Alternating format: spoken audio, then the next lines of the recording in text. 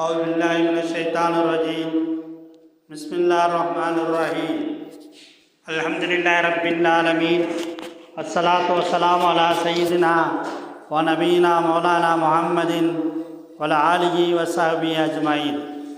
அளவற்ற அருளாளனும் நிகரற்ற அன்பினனுமாகிய இந்த வையகத்தை படைத்து பரிபாலிக்கக்கூடிய அல்லாஹ் சுப்ஹானஹு வ தஆலாவுக்கே புகழ் அனைத்தும், அவனின் சாந்தியும் சமாதானமும் அண்ணலம் பெருமானார் ரசூலை கரீம் ஸல்லல்லாஹு அலைஹி வஸல்லம் அவர்கள் மீதும், அன்னாருடைய குடும்பத்தார்கள், தோழர்கள், தாபீன்கள், தபா தாபீன்கள், சூஃபிகள், முத்தகீன்கள், இமாம்கள், குறிப்பாக இந்த ஜும்மாவிற்கு வருகை தந்திருக்கும் நம்மவர்கள் மீதும் அல்லாஹ்வுடைய சாந்தியும் சமாதானமும் என்றென்றும் உண்டாகட்டும் என்று பிரார்த்தித்து என்னுடைய உரையை ஆரம்பம் செய்கிறேன். அஸ்ஸலாமு அலைக்கும் வரஹ்மத்துல்லாஹி வபரகாத்துஹு. அன்பிற்குரிய அல்லாஹ்வின் நல்லடியார்களே, இந்த வாரத்தினுடைய ஜும்மாவுடைய தலைப்பு எதை செய்தாலும் அல்லாஹ்வுக்காக இஹ்லாஸாக செய்ய வேண்டும். அண்ணல் நபிகள் நாயகம் ஸல்லல்லாஹு அலைஹி வஸல்லம் ஒரு ஹதீஸ் சொல்லி காட்டுகிறார்கள், இன்னமல் அமால பின்னியா.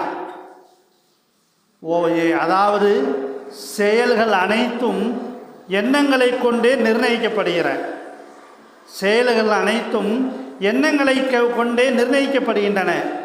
ஒரு மனிதன் எதை எண்ணுகிறானோ அதனை அவன் பெற்றுக்கொள்கிறான்.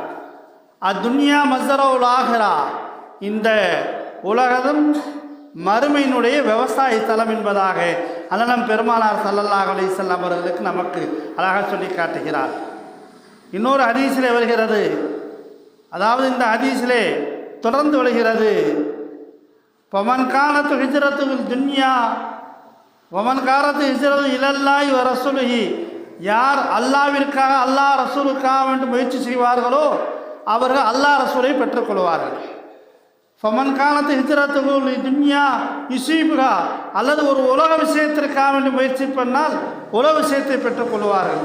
அல்லது இம்ராத்தின் ஒரு பெண்ணை நிக்கா முடிப்பதற்காக வேண்டி முயற்சி செய்தால் அதனை அவர் பெற்றுக்கொள்வார்கள். ஆக யார் எதன் பக்கம் முயற்சிக்கிறார்களோ அதனை பெற்றுக்கொள்வார்கள் என்று அழகான முறையிலே நபிகள் நாயகம் ஸல்லல்லாஹு அலைஹி வஸல்லம் அவர்கள் விளக்கி காட்டுகிறார்கள். மா இந்தக்கும் என்பது ஒமா இந்தல்லாஹி பாக்கி. மனிதரிடத்தில் இருக்கக்கூடிய எல்லாமே அழிந்து போகக்கூடியது. ஒமா இந்தல்லாஹி பாக்கின், அல்லாஹ்விடத்தில் இருக்கக்கூடியது இருக்கிறது, அதுதான் நிரந்தரமானது. எனவே நாம் எப்படியும் இந்த உலகத்தை பொறுத்தளவு அல்லாஹ் ரசூலுக்காக வேண்டிய முயற்சி செய்தால் அல்லாஹ் ரசூல் நமக்கு கிடைப்பார்கள். அதே நேரத்தில் ஒரு பெண்ணை நிக்கா முடிக்க வேண்டும் என்று முயற்சி செய்தால் அதுவும் அவனுக்கு கிடைக்கும். அல்லது உலக விஷயத்திலே ஒரு பொருளாதாரத்தை ஈட்ட வேண்டும் என்று ஒரே வெறியாக இருந்தால் அதுவும் அவனுக்கு கிடைக்கும். ஆக எப்படி முயற்சிக்கிறானோ அதுவெல்லாம் அவனுக்கு கொடுக்கிறான். அதாவது இவைகளை காட்டிலும் முயற்சிப்பதை விட அல்லாஹ் ரசூலுக்காக வேண்டி முயற்சி செய்தால் மற்ற விஷயங்களும் கிடைத்து விடுகிறது. அவனுக்கு பொருளாதாரமும் கிடைத்து விடுகிறது, அவனுக்கு மனைவியும் கிடைத்து விடுகிறது. அதே நேரத்திலே அல்லாஹ்வுடைய அன்பும் பேரரும் அவனுக்கு கிடைத்து விடுகிறது. ஆரம்பத்தில் சொன்னான் அல்லவா, இன்னமல்ல அமால பின்னியா. ஒவ்வொரு மனிதனுடைய செயல்பாடுகளும் எண்ணங்களை கொண்டே நிர்ணயிக்கப்படுகிறது. மனிதர்களாக இருக்கக்கூடிய நாம் எதை பார்க்கிறோம்? தொழுகிறாரா? ஆஹா அவர் தொழுகிறார், ஆஹா அவர் பெரிய தொழுகையாளியாக இருக்கிறார் என்று நாம் வெளிப்படையாக பார்க்கிறோம். ஆனால் அல்லாஹ் என்ன செய்கிறான்? உள்ளத்தை பார்க்கிறான். உண்மையிலேயே அந்த மனிதன் தனக்காக தொழுகிறானா?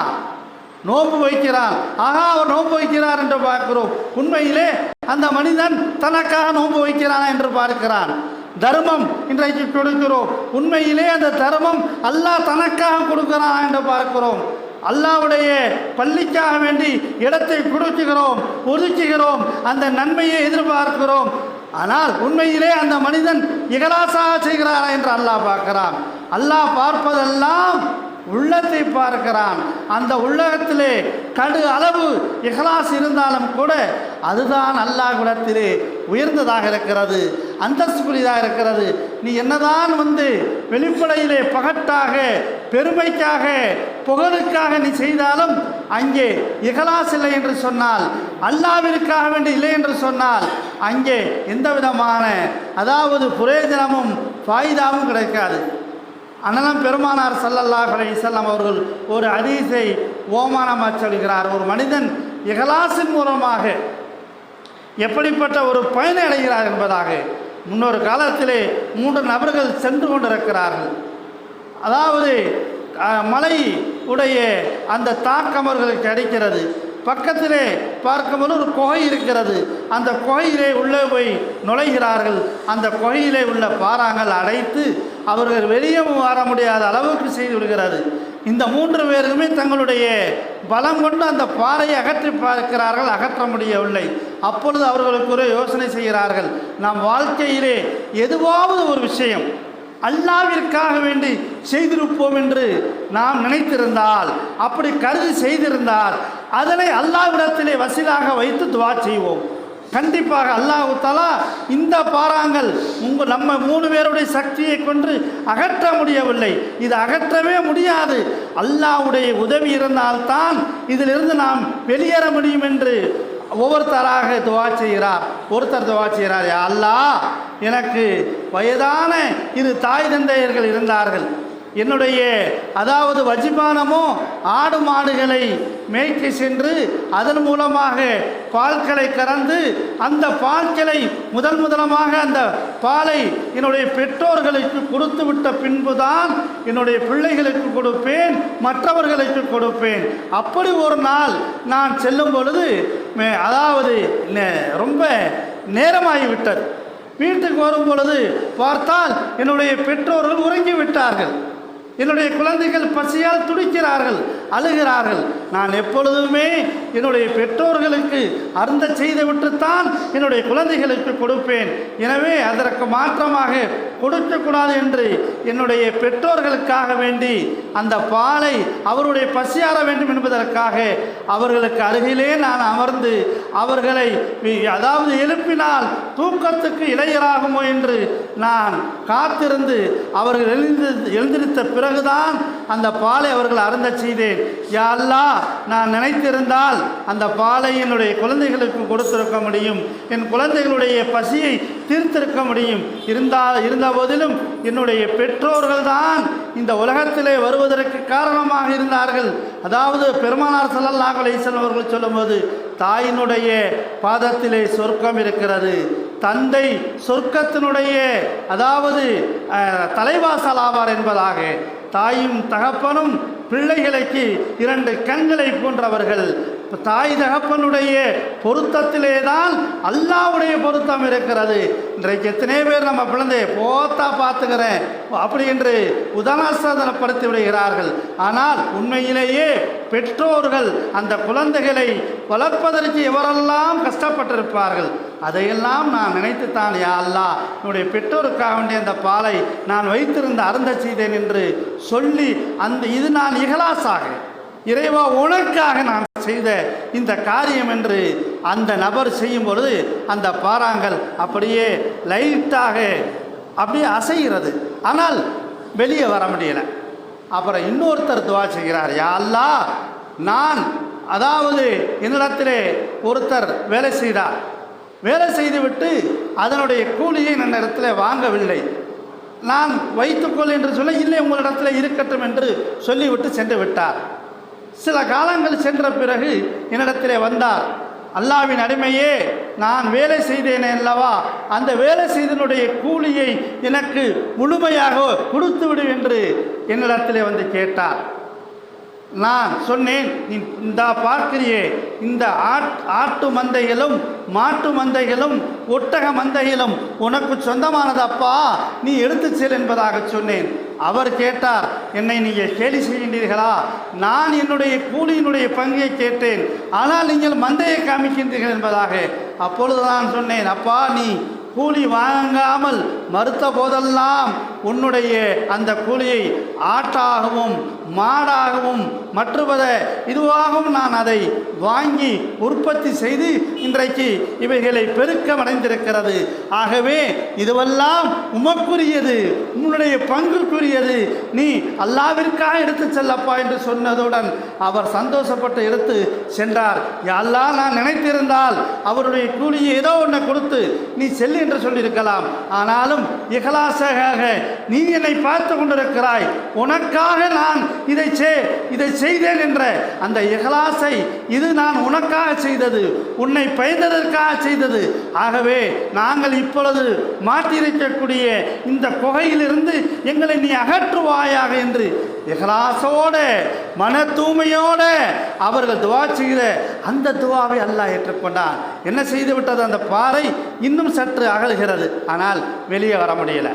இன்னும் ஒருத்தர் பாக்கி இருக்கிறார்.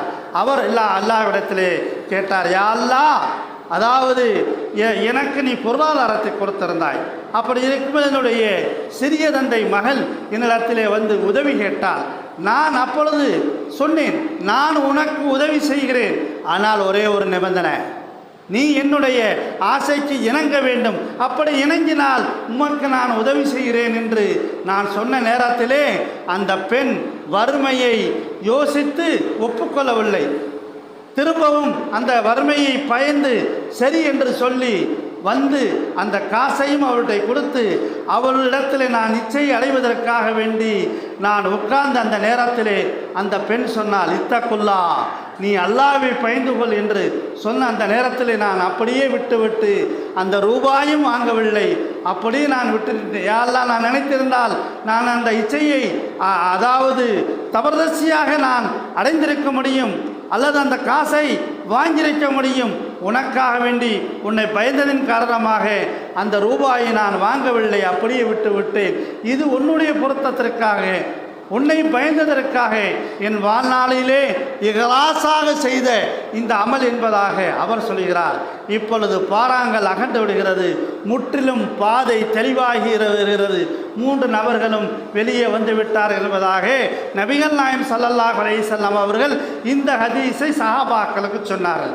ஆகவே அன்பிற்குரிய அல்லாஹ்வின் நல்லடியார்களே, அவர்களுக்கு மட்டுமல்ல நமக்கும் நாம் வாழ்க்கையிலே தர்மம் செய்கிறோம், தொழுகிறோம், நோன்பு வைக்கிறோம், அதுபோல பள்ளிவாசலுக்கு வக்ஃபுக்காக வேண்டி இடங்களை ஒதுக்கி கொடுக்கிறோம், எல்லாம் செய்கிறோம்.